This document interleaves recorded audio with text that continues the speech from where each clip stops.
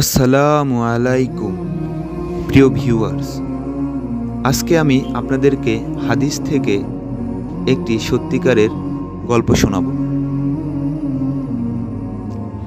সাহেব জুরাইজের সাথে সংশ্লিষ্ট একটি বাচ্চার কাহিনী। জুরাইজ একজন আবেদ বান্দা ছিলেন। তিনি নিজের জন্য একটি ইবাদত ঘর নির্মাণ করলেন, একান্তে ইবাদত করার জন্য। একদিন তার মা সেখানে আসলেন এবং তাকে ডাকলেন, হে জুরাইজ। তখন জুরাইজ সালাতে মগ্ন ছিলেন। সে তার মায়ের কথা শোনার পরেও সে পাত্তা দিল না তার মায়ের কথায়। সে মনে মনে ভাবল, হে আল্লাহ, একদিকে আমার মা, অন্যদিকে আমার সালাত। এই ভেবে সে সালাতেই রত থাকলেন। দ্বিতীয় দিন আবার তার মা আসলেন এবং আবার তার মা তাকে ডাকলেন, হে জুরাইজ। দ্বিতীয় দিনও সেই একই কাজ করলেন জুরাইজ। তার মায়ের কথায় কোনো কর্ণপাত করলেন না। সে আবার সেই সালাতেই রত থাকলেন। তৃতীয় দিন তার মা আবার আসলেন, আবার ডাকলেন, হে জুরাইজ। তৃতীয় দিনও সে একই কাজ করলো জুরাইজ। জুরাইজ সালাতেই রত থাকলেন এবং মনে মনে ভাবলেন, হে আল্লাহ, একদিকে আমার সালাত আর একদিকে আমার মা। এই বলে তিনি সালাতেই রত থাকলেন। অন্যদিকে তার মা মনে ভীষণ কষ্ট পেলেন আর বলতে লাগলেন, টানা তিনবার আমার ছেলের কাছে আমি আসলাম, সে আমার কথাই শুনলো না, আমার কথায় কোনো পাত্তাও দিল না, আমার ডাকে সাড়াও দিল না। তারপরে তিনি তার ছেলেকে অভিশাপ দিলেন এবং বললেন, হে আল্লাহ, এই ছেলেকে তুমি ব্যভিচারিণীর মুখ না দেখা পর্যন্ত মৃত্যু দিও না। এই বলে তার মা দুঃখ মনে চলে গেলেন। তারপরে ঘটতে শুরু করলো আজব কাহিনী। ওই এলাকায় ছিল একজন সুন্দরী ব্যভিচারিণী নারী।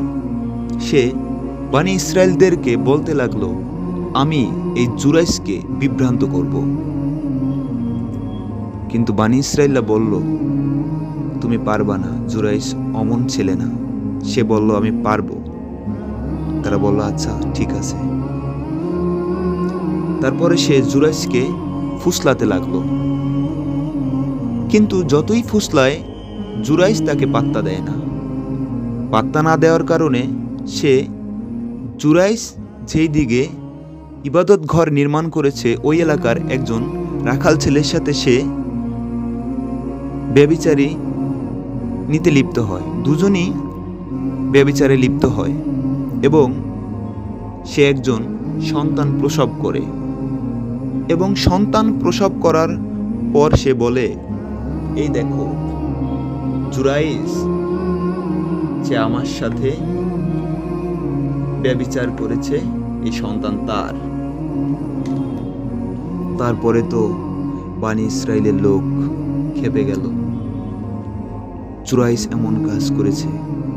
জুরাইজের ইবাদত ঘর ভেঙে চুরে তছনছ করে দিয়েছে আর জুরাইজকে মারতে শুরু করেছে। জুরাইজ বলতেছে, কি হলো, তোমরা আমাকে কেন মারছো? কেনই বা আমার ইবাদত ঘর ভাঙলে? তখন লোকজন বলল, তুমি একজন ব্যভিচারিণী নারীর সাথে জেনা করেছো এবং তার ফলস্বরূপ একজন সন্তান সে প্রসব করেছে।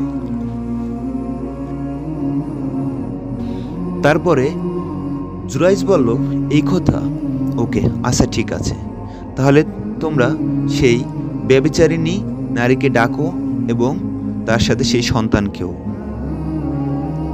তারপরে সেই ব্যভিচারিণী নারী চলে আসলো, তার কোলে সেই সন্তান, এবং জুরাইজ সেই সন্তানকে একটা খোঁচা মেরে বলে, এই সন্তান, তুই বল তুই কার সন্তান? তারপর সেই সন্তান বলে, আমি একজন রাখালের সন্তান, আমি জুরাইজের সন্তান না। এই দেখে সবাই তো হতভম্ব হয়ে গেল। সবাই বুঝতে লাগলো যে জুরাইজ একজন আবেদ বান্দা এবং সে একজন আল্লাহর প্রিয় বান্দা। এজন্য সবাই জুরাইজকে পোষাতে লাগলো, চুমু দিতে লাগলো, আলিঙ্গন করতে লাগলো, আর বলতে লাগলো, হে জুরাইজ, আমাদের ভুল হয়েছে, আমাদেরকে ক্ষমা করে দাও। আমরা তোমার ইবাদত ঘর সোনা দিয়ে বানিয়ে দেব। জুরাইজ বলল, দরকার নাই কোনো সোনার, তোমরা আমার ইবাদত ঘর মাটি দিয়ে বানাই দাও। এর থেকে শিক্ষা হলো যে পিতামাতার সাথে ভালো আচরণ করতে হবে, পিতামাতার সাথে খারাপ আচরণ কোনোভাবেই করা যাবে না।